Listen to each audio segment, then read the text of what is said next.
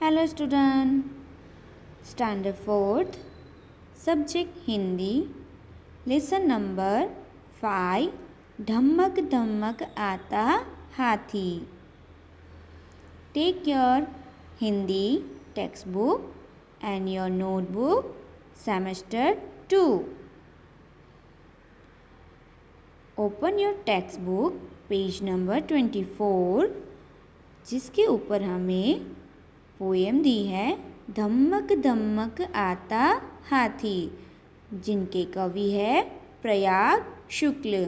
उन्होंने ये छोटी सी पोएम एलिफेंट के ऊपर लिखी हुई है. पहले उनके बारे में जान लेते हैं. प्रस्तुत कविता प्रसिद्ध रचनाकार श्री प्रयाग शुक्ल द्वारा रचित गई है. आपका जन्म ईस्वी सन 1940 में कोलकाता में हुआ था.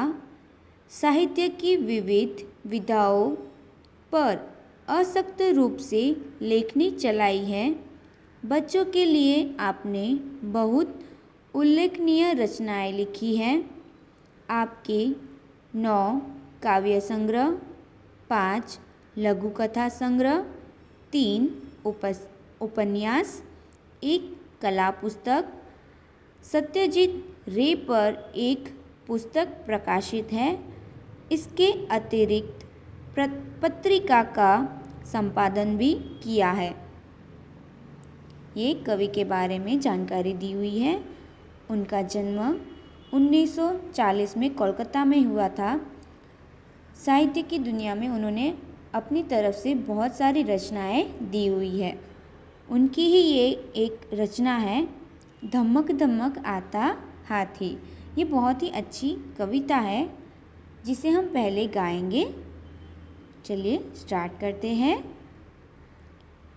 धम्मक धम्मक आता हाथी, धम्मक धम्मक जाता हाथी, अपने सोन उठाता हाथी, अपने सोन गिराता हाथी, अपने सोन हिलाता हाथी, अपने सोन घुमाता हाथी. धम्मक धम्मक आता हाथी, धम्मक धम्मक जाता हाथी. जब पानी में जाता हाथी, भर भर सोन नहाता हाथी. कितने केले खाता हाथी, यह तो नहीं बताता हाथी. धम्मक धम्मक आता हाथी, धम्मक धम्मक जाता हाथी. चलिए अभी कविता के बारे में सीखते हैं. एलिफेंट. तो एलिफेंट किस तरह से चलता है आपने देखा है ना. वो बहुत ही बड़ा एनिमल है और वो जंगल में रहता है. जब वो आता है तो इस तरह लगता है कि धरती कंप रही है, क्योंकि वो बहुत बड़ा है. आपने देखा है ना उसको. उसके पैर बड़े बड़े खंभे जैसे होते हैं. तो जब वो चलता है तब धरती जैसे कंपन कर रही है, हिल रही है. इस तरह से वो आता है धम्मक धम्मक करता. अपनी सूंड उठाता हाथी, अपनी सूंड गिराता हाथी, अपनी सूंड हिलाता हाथी, अपनी सूंड घुमाता हाथी. वो जब चलता है तब अपनी सूंड को उठाता है, फिर उसे नीचे गिराता है. अपनी सूंड को वो हिलाता रहता है, फिर अपनी सूंड को वो गोल गोल घुमाता है ना. आपने देखा ही होगा उसे. जब पानी में जाता हाथी, भर भर सूंड नहाता हाथी. जब वो पानी में जाता है तब अपनी सूंड में पानी भरकर वो नहाता है और बहुत सारा पानी वो नहाता है. उसे पानी में रहना बहुत अच्छा लगता है.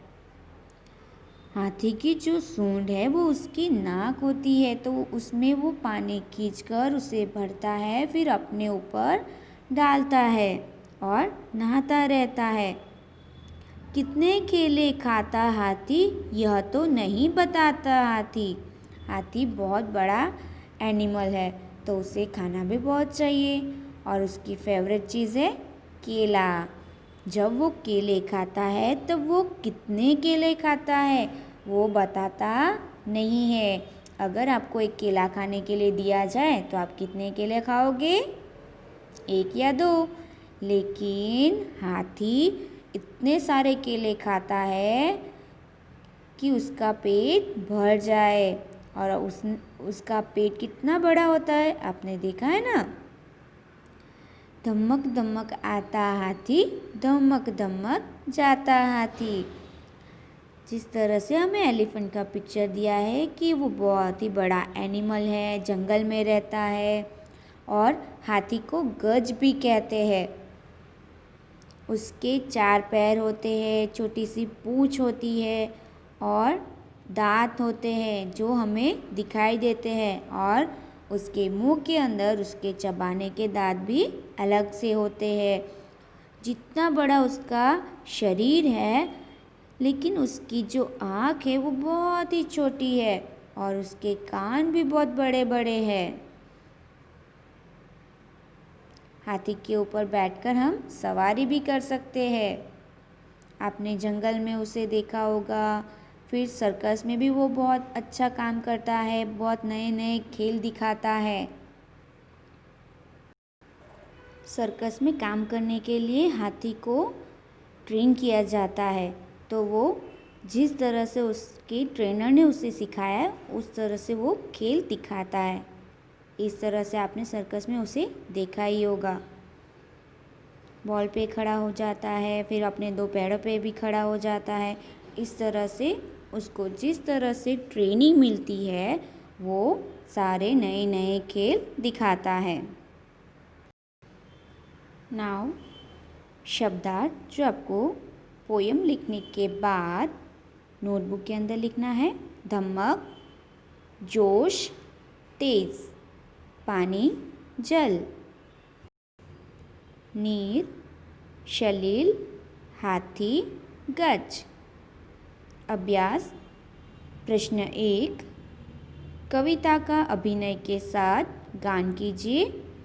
अभी आपको अपने घर पर हाथी का अभिनय करके पूरी कविता गानी है। ओके, आपको हाथी बन जाना है और फिर जिस तरह से हाथी अपने पैर को हिलाता है, चलता है, अपनी सूंड उठाता है, गिराता है, वो सारी एक्टिंग आपको करनी है और कविता लर्न कर लेनी है। क्वेश्चन नंबर 2, सूचना के अनुसार अभिनय कीजिए। क्वेश्चन नंबर 2 में भी एक्टिंग करनी है आपको। रोना, हंसना, पटाखे छोड़ना, कपड़े धोना। इसके बाद क्वेश्चन नंबर 3 पढ़िए और समझिए। यहाँ पर जो वर्ड दिए हैं वो हम रीडिंग करेंगे। उठाना, आना, छोटा, ऊंचा, पकड़ना। उसके सामने दिए हुए वर्ड गिराना, जाना, बड़ा, नीचा, छोड़ना। ये जो वर्ड दिए हुए हैं वो ऑपोजिट वर्ड है, विरोधी शब्द है। उठाना जिसका विरोधी शब्द है गिराना, आना, जाना, छोटा, बड़ा, ऊंचा, नीचा, पकड़ना, छोड़ना। नोटबुक के अंदर आपको क्लास वर्क में ये पोएम लिखनी है, उसके बाद आप शब्दार्थ लिखोगे। Okay, now homework, copy poem and words in your notebook 1 time.